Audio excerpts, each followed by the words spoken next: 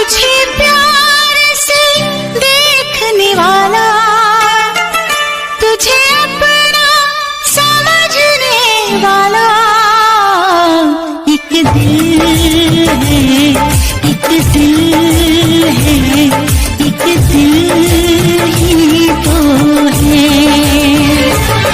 मेरा दिल है, मेरा दिल है, मेरा दिल।